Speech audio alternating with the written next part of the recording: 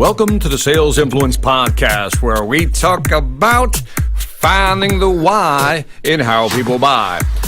I'm your host, Victor Antonio. Thank you for joining me again today on this podcast. Today I want to talk about something a little depressing. Not too depressing, just enough.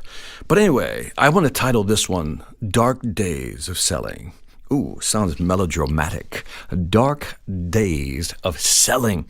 See, the reason that people write down their goals, we as salespeople have to write down tangible goals, as I've talked about in my past podcasts, is because, first of all, writing your goal down is great. And as I always say, you got to quantify that goal. And that is, how am I going to get there? But having that written down is evidence that you're going to need in the future. Here's why. Because we've all been in sales long enough to know that there are days that get very dark. In other words, the deals don't close. You've been working on this deal for a month or 2 months. You thought it was going to close. Your quota was banking on it, that you were going to make your number on this deal. And last minute they say, we decided to go with a competitor. Or we decided to move it into next quarter or next year. Or we simply decided not to do anything and move forward. See, there'll be days when your sales numbers are not what you expect them to be. And what you don't want to do is, sometimes we don't even want to pick up the phone. You ever have that funk, right? You're just in that dark day where you don't want to pick up the phone, nothing seems to be working. And what do? How do you get out of that mental funk? I like to call it. It is a blue funk. It is a mental funk. And I'm always reminding salespeople that if you have your goals written down and you've quantified what you need to do to achieve that goal, there's nothing wrong with looking up on your board or opening that drawer wherever you keep that goal that you've written down and looking at it and reminding yourself of why you do what you do. We all have bad days. Yes, even Victor Antonio has bad days. I don't care what sales expert you know about, trust me, they've had and still continue to have bad days. The difference is we remind ourselves why we do what we do. We have our, 1 minute pity party where we feel sorry for ourselves. Then we just dust ourselves off and say, all right, now what do we need to do? Because it is only through action that you're going to get the consequences you want. You've heard me talk about this in the past. A, B, C. No, not always be closing. Attitude drives your behavior, which drives consequence. Let me say that again. This is important. Attitude will drive your behavior, which will drive the consequence. Now, if you're feeling down, that mental sales funk, and you say to yourself, man, I just can't pick up the phone call today. I just want to take a day off. I'm not doing anything. I'm not answering emails. I'm done, right? Well, that's your attitude, which means that your behavior is you're not going to do anything. Right? You're simply not going to do anything. And what's the consequence of not doing anything? Obviously, nothing. You're not going to get anything done. But if you just shift your mindset, right? You just shift your mindset. I know it's hard sometimes.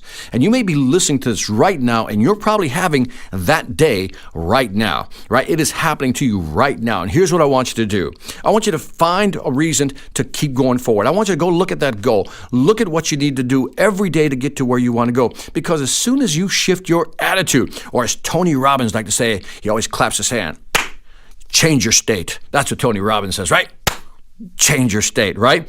Because what you do is once you change your state of mind, that immediately triggers your behavior. You act differently. You do something different. And again, because you're doing something, you're going to cause an outcome that's totally different. In other words, the consequence is going to be there. Attitude drives behavior, drives consequence. Now, one of the things I like to do when I am in a sales funk, one of the things I do is I force myself, listen to me, I force myself to listen to something. And I'm not talking about music, to listen to someone. And it doesn't have to be motivational. It could just be maybe something about sales, right? Like maybe this podcast. Listen to something. Now, here's the key. Your little voice inside your head when you're in a funk will tell you, nah, don't listen to anything. It's not going to help you. Don't read a book. whether it's motivational or just, anything about selling or growth, don't read it. It's a waste of time. All this stuff is a waste of time. Feel sorry for yourself. That's what we should be doing right now. See, if your little voice is saying that, tell that voice to shut up, because that voice always wants you to give up. Right? That voice will seek to kind of say, you know what? You're right. It's a bad day. Let's just give up. Let's just go sit in the backyard and not do anything. What I want you to do is, again, fight that. I do the same thing. When I get into my funk, my little voice says, life really stinks. What's the point? Especially today. Everything's going wrong. Let's not do anything. And then out of nowhere comes this low echo that says, don't listen to that voice. Go do something. Whether you're going to read something, or you're going to listen to something, or go on YouTube and watch something positive, inspirational, something that'll change your state, or maybe even try this, go for a walk. That usually changes it. I like to go for a walk, strap on a podcast. I have a bunch of podcasts that I listen to, and so what I do is I grab one podcast and I go for a walk. Believe it or not, I start the walk with all right. But when I come back, I'm like, all right, here we go. Let's do something. That combination, listening to a podcast and walking, is my secret formula. So do something that's going to break you out of that mental funk, because we all have these dark days of selling. And those people who can push through those obstacles, those mental barriers, these are the salespeople that are going to succeed. Many years ago, I heard the phrase, obstacles are those things you see when you take your eye off the goal. Let me say it again. Obstacles are those things you see when you take your eyes off the goal. So again, let's focus on the goal. No matter how bad things are getting, let's focus on the goal, because as soon as you focus back on the goal, as soon as you break out of the funk, as soon as you get out of your dark cloud or from under your dark cloud, you'll be able to see. Remember, let's think long term, because when we think long term, where we want to go, we see things with clarity. So again, if you're listening to this and you're having a bad day, all I can say is, man, go take a walk. Man, go read a book. And I'm glad you're listening to this podcast, but go forward. Change your state a la Tony Robbins and make it happen. Anyway, that's it for this Sales Influence podcast. Don't forget to leave me some feedback on iTunes, Stitcher, or YouTube. Let me know what you think. As always, I would greatly appreciate it. Also, if you haven't done so already, you know the deal. Check out my Sales Mastery Academy.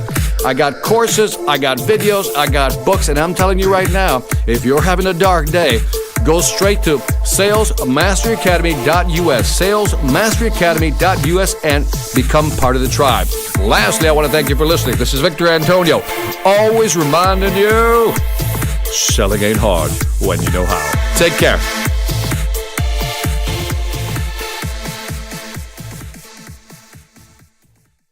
Hi, I'm Victor Antonio. I'm an author, sales trainer, and keynote speaker. I'm often asked, what makes a great speaker? Is it someone who delivers real content that the audience can use?